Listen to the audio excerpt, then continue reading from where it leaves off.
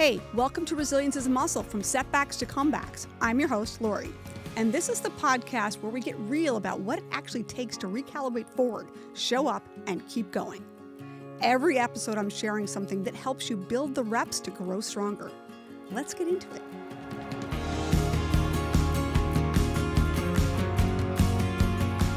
So welcome everyone to Resilience is a Muscle podcast series. I'm your host, Laurie Carey, and author of Resilience is a Muscle. Today, my guest with me is Steve Palmer. He's founder, managing partner, and chief vision officer for Indigo Road Hospitality Group. Steve took the Indigo Road restaurant from one restaurant in 2009 to a nationally recognized group of restaurants and independent hotels.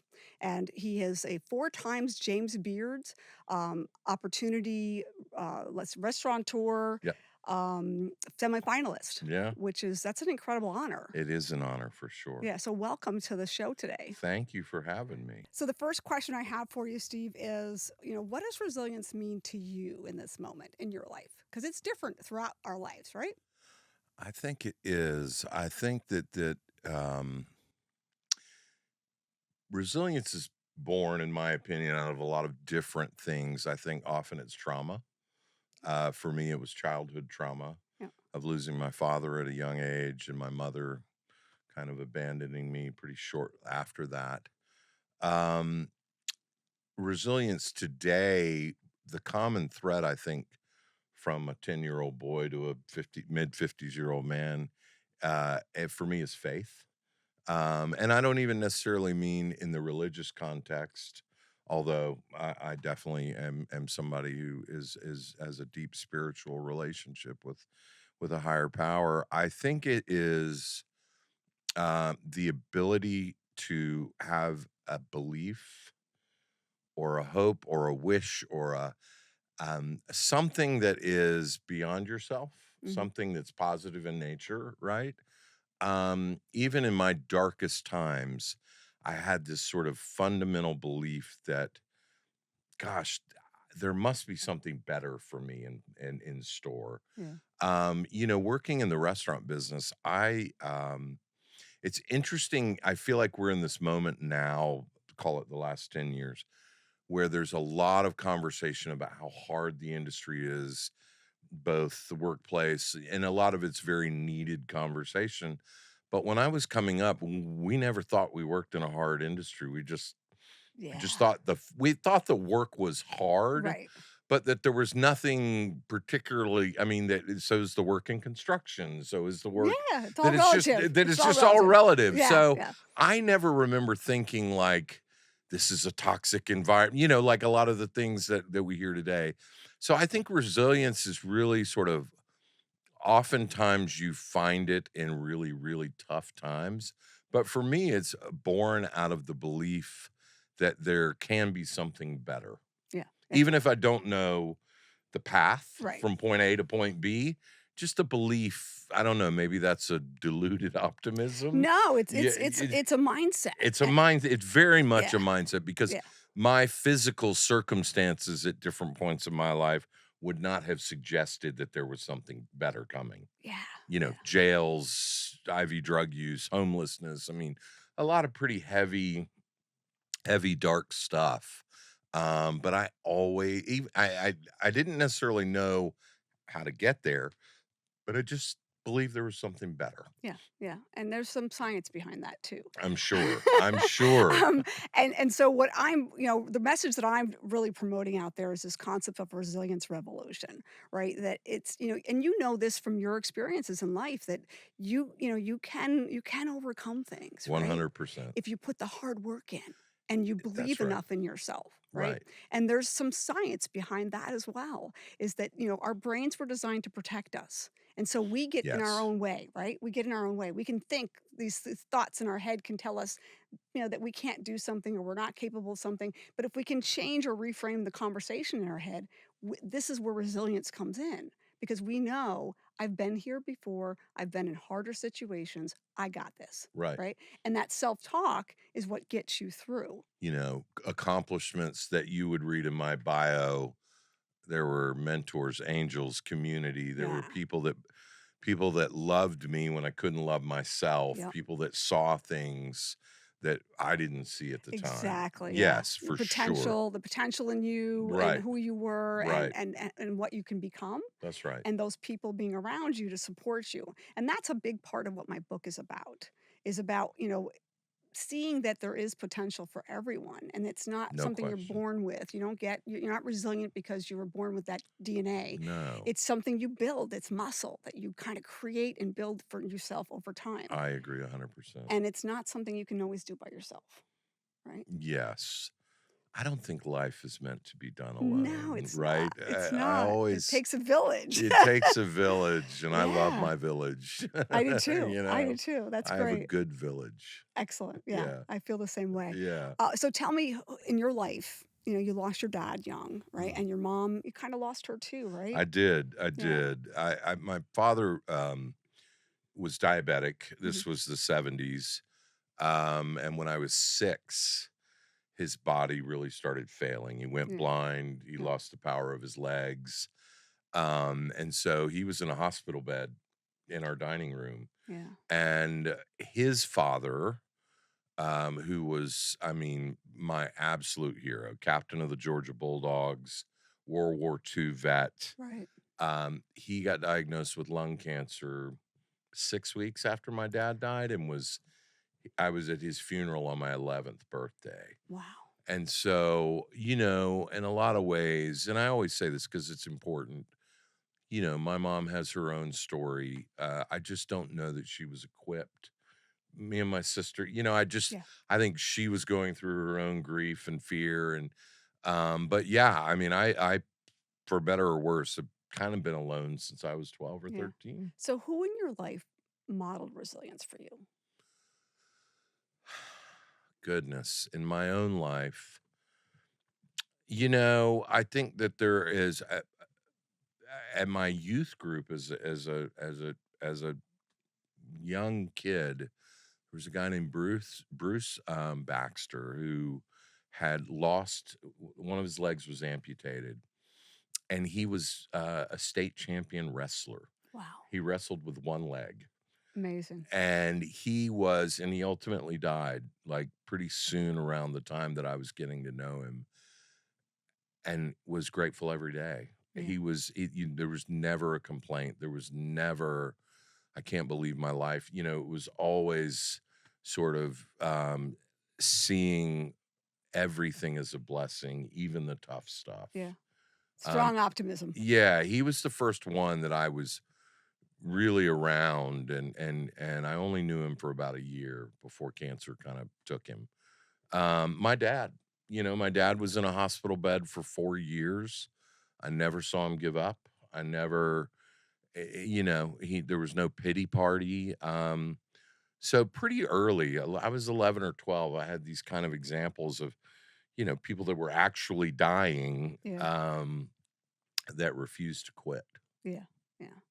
Amazing. Well, you're lucky to have your father for the length of time you did, right? Absolutely, Yeah. absolutely. Yeah. Yeah. And he obviously set some really groundwork for you that helps you get No, through. no question. Yeah. So No. tell us a little bit about the Say Grace and where that came from and why. Absolutely. So I was, as I think your viewers and listeners have picked up, pretty bad addicted to drugs.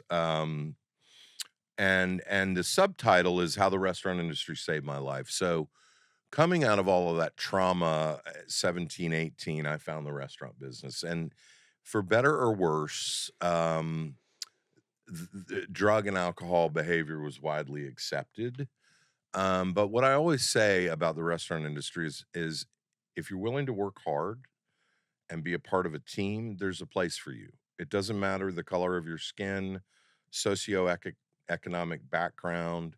And I found a real passion for service, Right. for serving others. And ironically, and the real dichotomy in my life was um, I was thriving in the industry, but I was also becoming more addicted and more addicted. So professionally on the outside, it looked like I was having this great career. You're growing and I was, develop. Yeah. yeah, I was managing nationally recognized restaurants. And addiction was just this was the late 90s, early 2000s. We were not talking about mental health, like all of the conversations that are very much a part of our ethos now. And I got really, really lucky, Lori. I came to work, and the owner of a restaurant said, "You have a choice today. You can clean out your office or you can go to rehab, but we love you too much to watch you kill yourself." So now you see where the tagline of Yeah. my Yep. how the Yep. restaurant industry saved my life. Yeah. People in this industry loved me when I couldn't love myself. And so I got out. I didn't really there were not a lot of sober people in the restaurant industry in '01. I didn't know any actually, but I went through the journey of recovery, attended 12-step meetings and built a community. But I always had this feeling about wanting to give back, and Right. I didn't know exactly what that looked like. And it was the answer came in a very tragic form, in a very profound way. I had eventually became friends with Mickey Bax, who's my co-founder of Ben's Friends, and we both would go to coffee and say, "How can we give back?" Yeah. Yeah. Ben Murray was a chef that worked for us, and he was a good friend. And Ben was helping us open a restaurant in 2016, and he committed suicide in the middle of the opening in his hotel room. And as I called his 80-year-old mother, she said he's been in and out of detox, but he would never go to those meetings.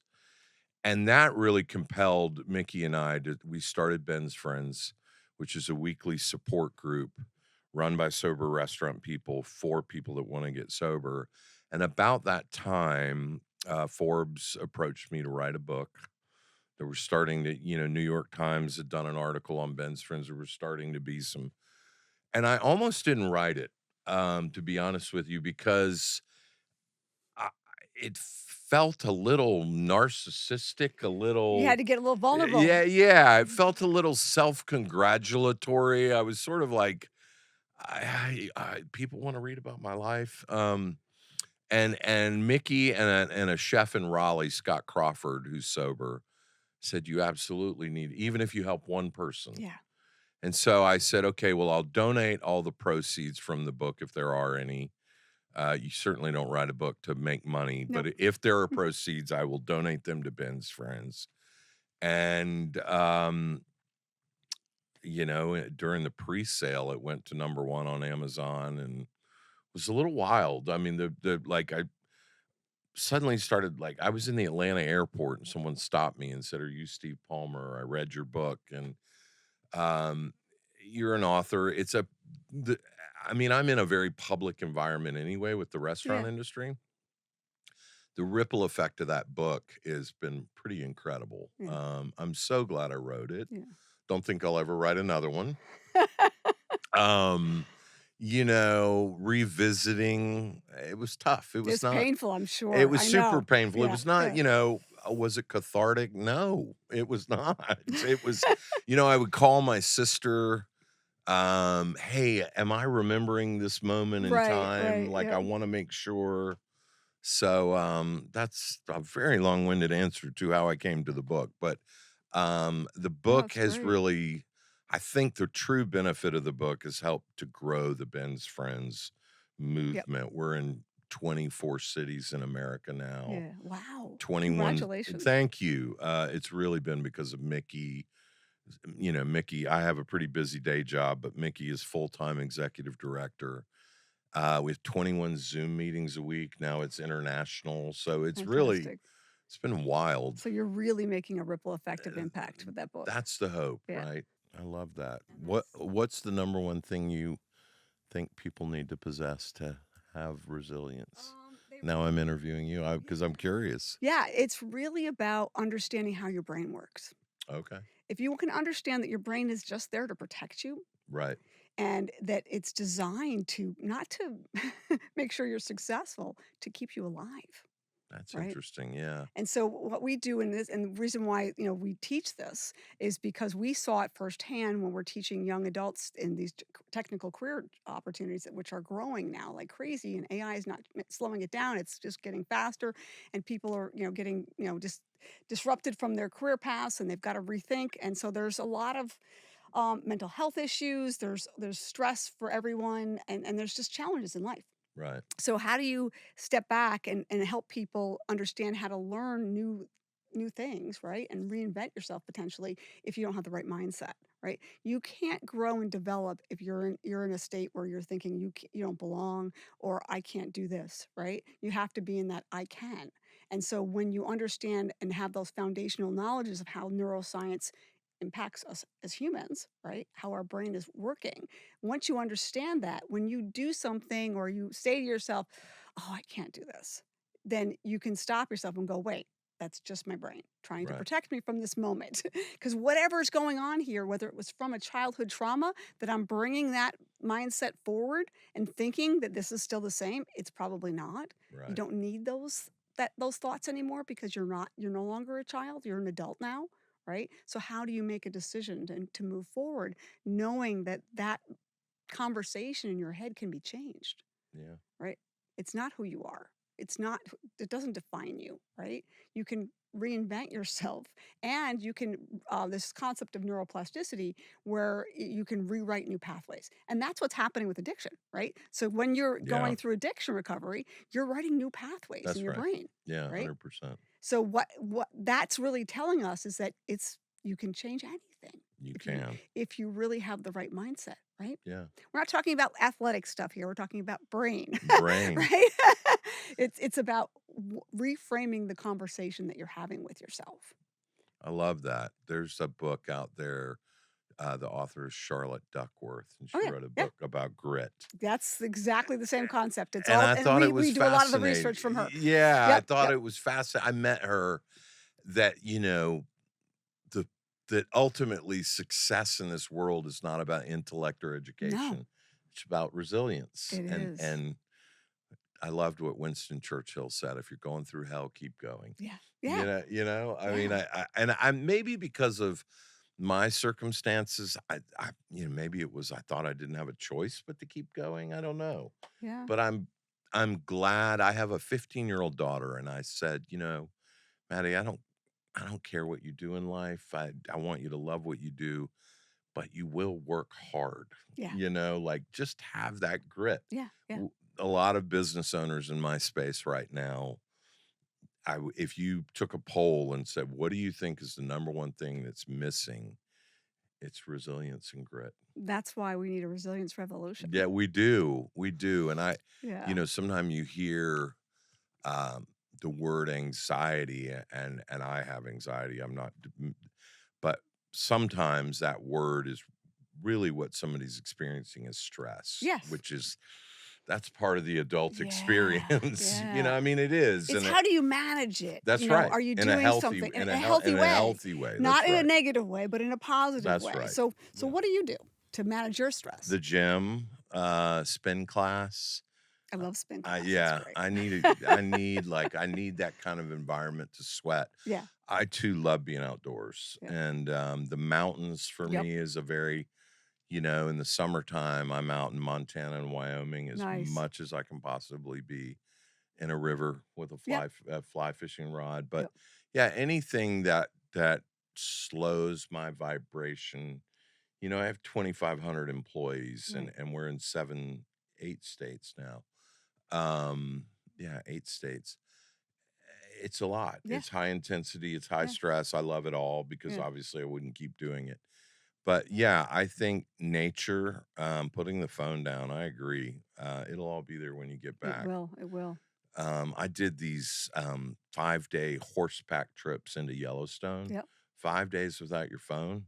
It's amazing how quiet your mind. Yes. Yeah. It Yeah. really is Yeah. incredible. Now, as soon as you get back into cell range, there's Yeah. 4,000 emails, Yeah. and The phone is going crazy. and then you've Yeah. got other issues. But yeah, anything physical. Yeah. Yeah. So you got 2,500 employees out Yeah. there today.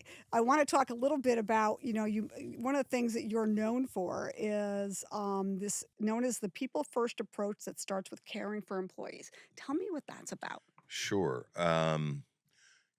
So we define hospitality. So we think service and hospitality are two different things. Okay. Service is transactional. Hmm. When you went to the grocery store, somebody rang you up. Yep. That's service.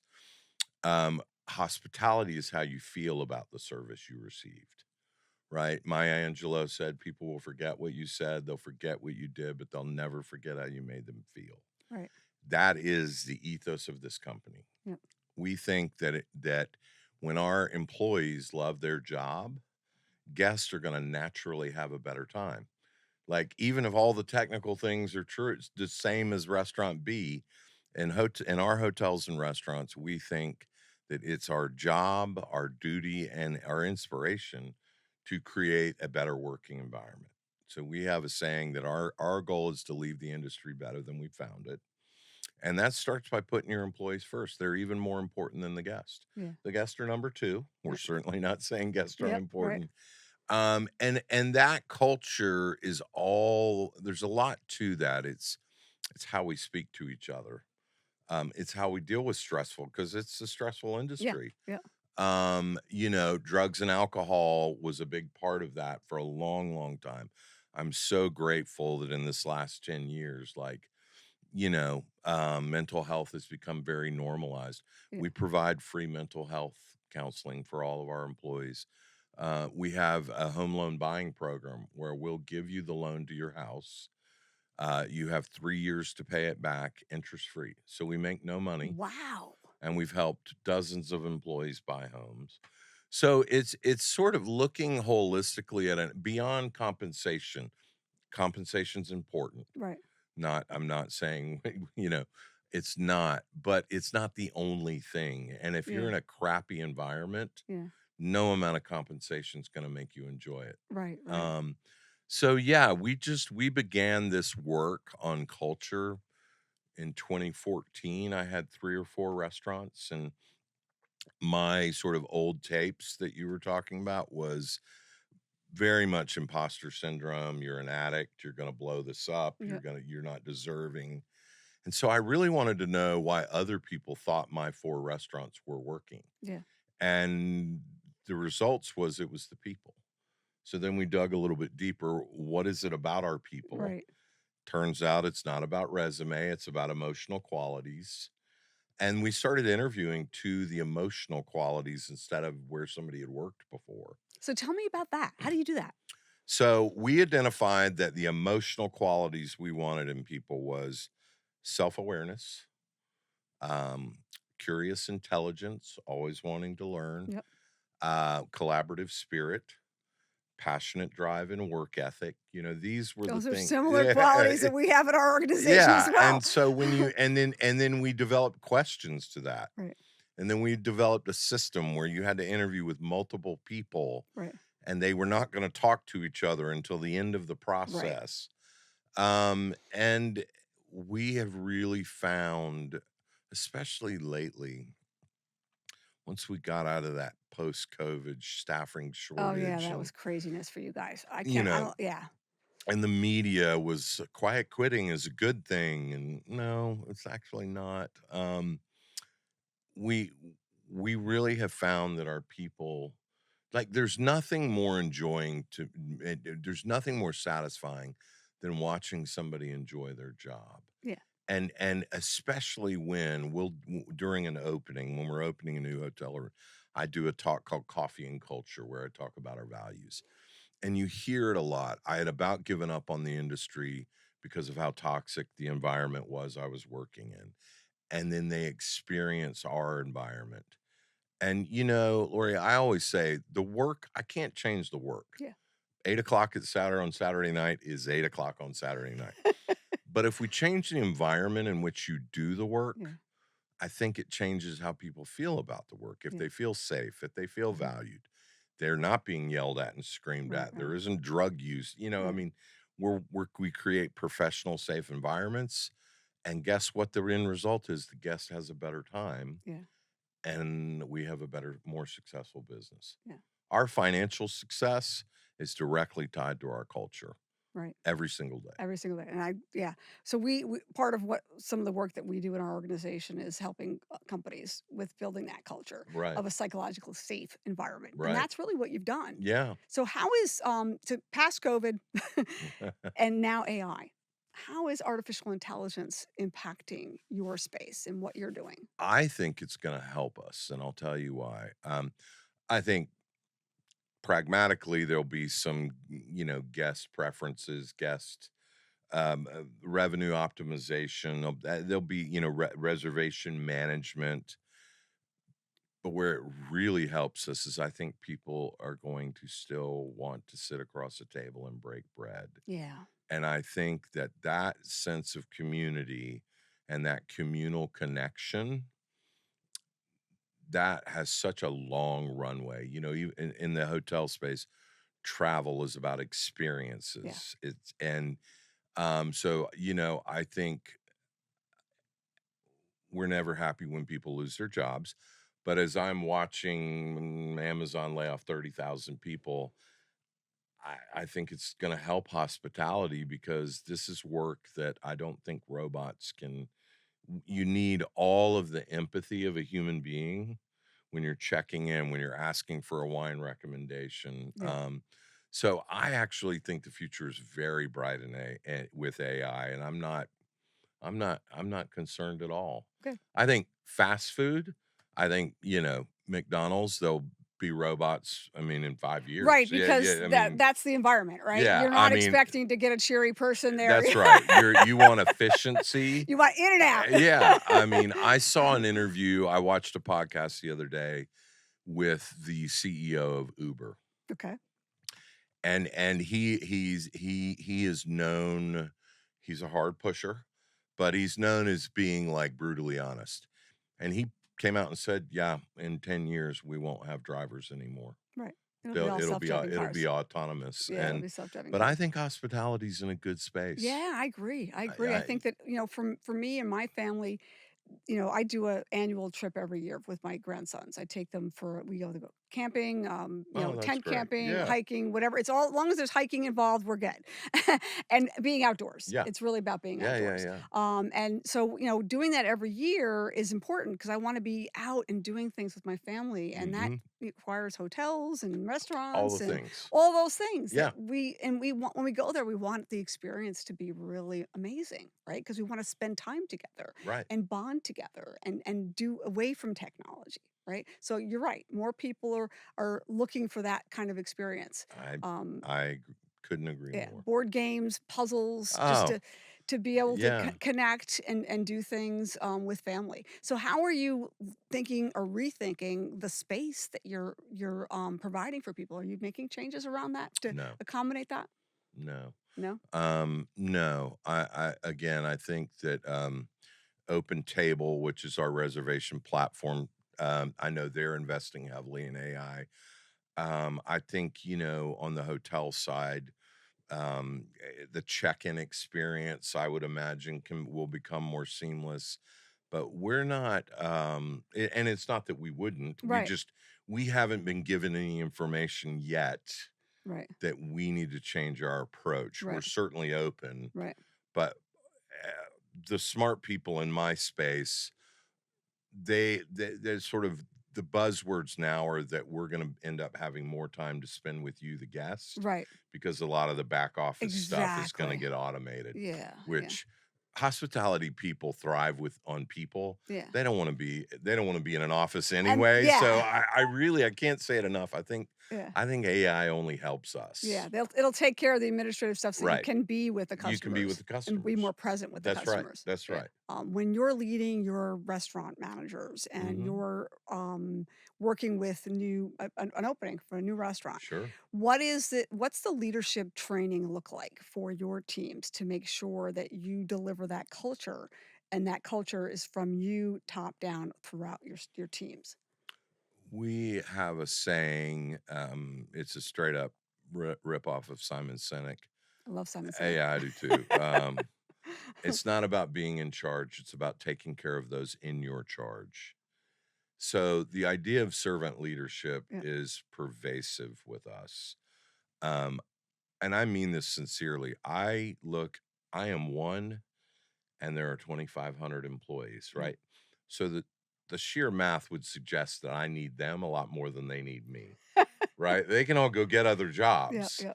Um, as people get promoted, right? I'll get the question. Well, I'm trying to figure out what my value is in my new role. Yeah. And this is the same for new leaders that we hire. When your teams feel supported and they have time to do the work that they do that they love, you've done a good job.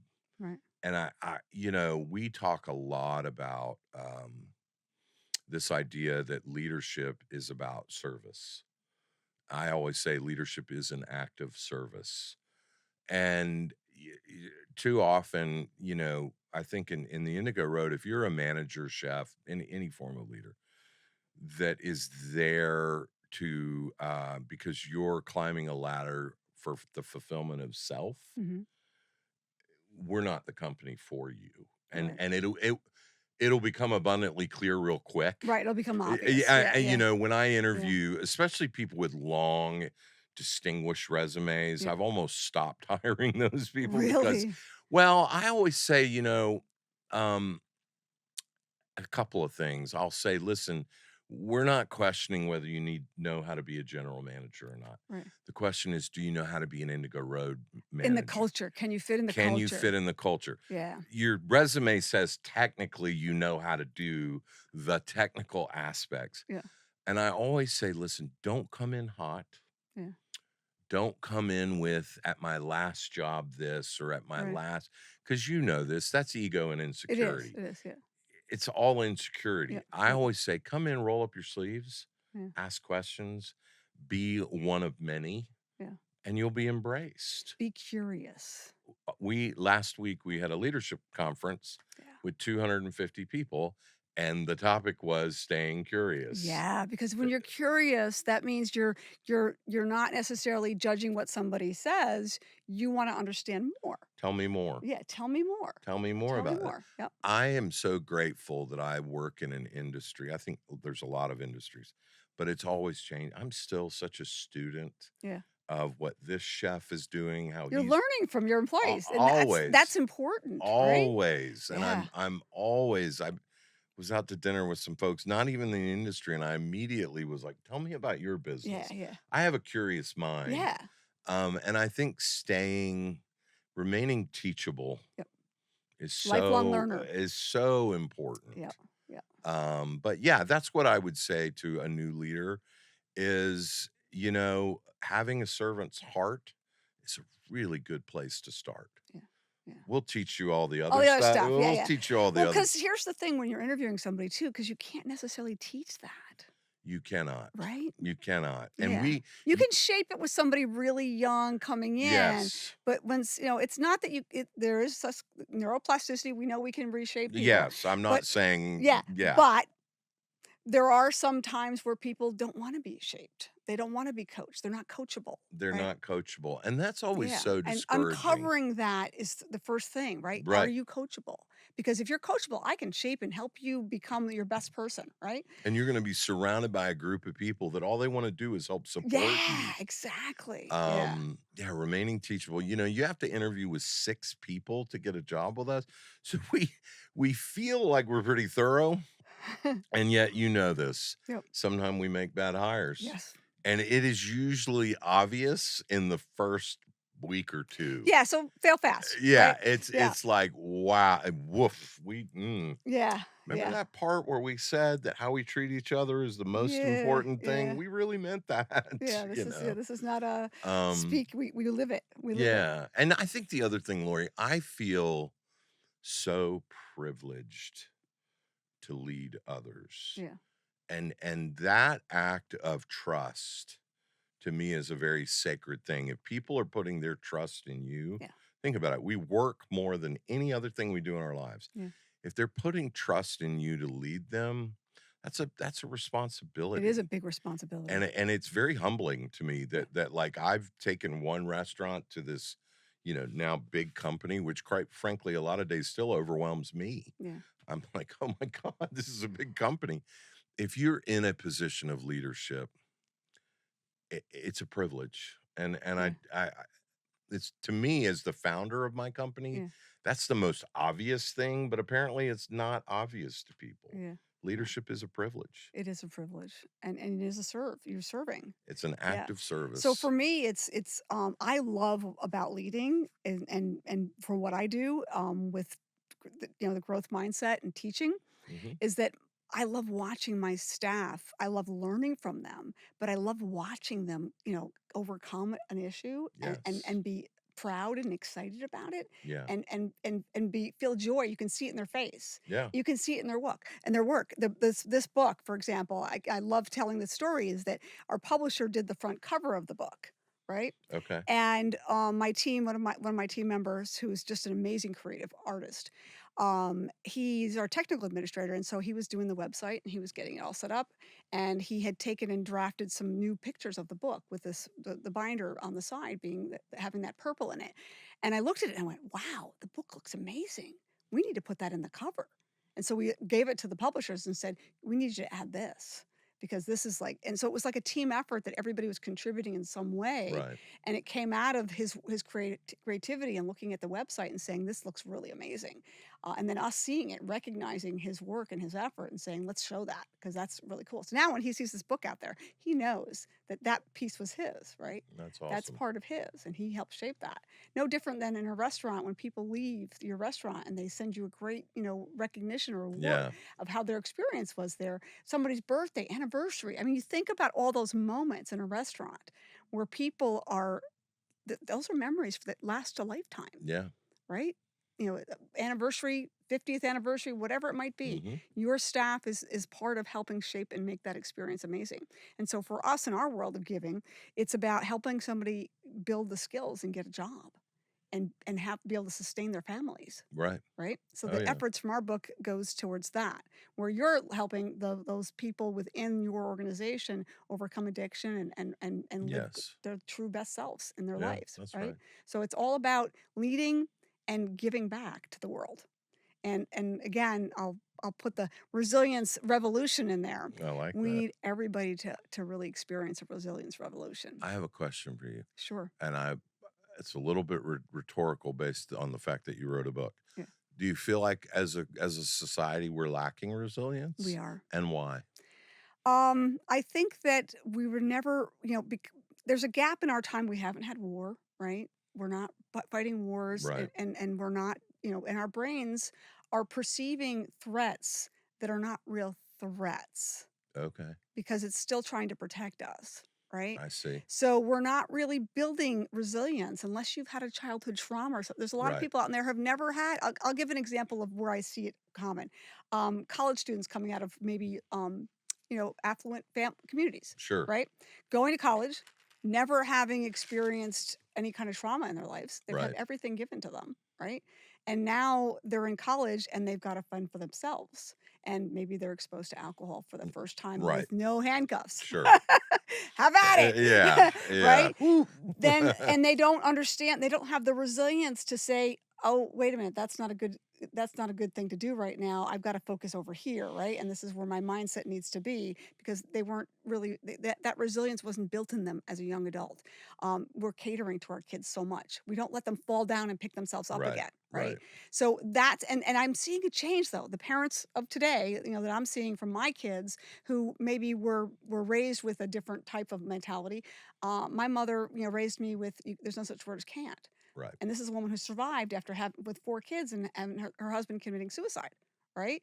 And so I, had built resilience through somebody who modeled it every day in my life. And so for me, it was there. And for my kids, I wanted the same thing. So I felt as a parent, my job is to make sure my kids can survive, Right. right? If they can survive, I did my You job. did your I did job. the best, Right. right? That's The right. best thing. And so when I think about young adults today and adults that are out there that have never really struggled, when they do hit a wall, they don't know how to overcome it Right. because their mindset and again their conversation in their head is telling them that that's just who I am, Right.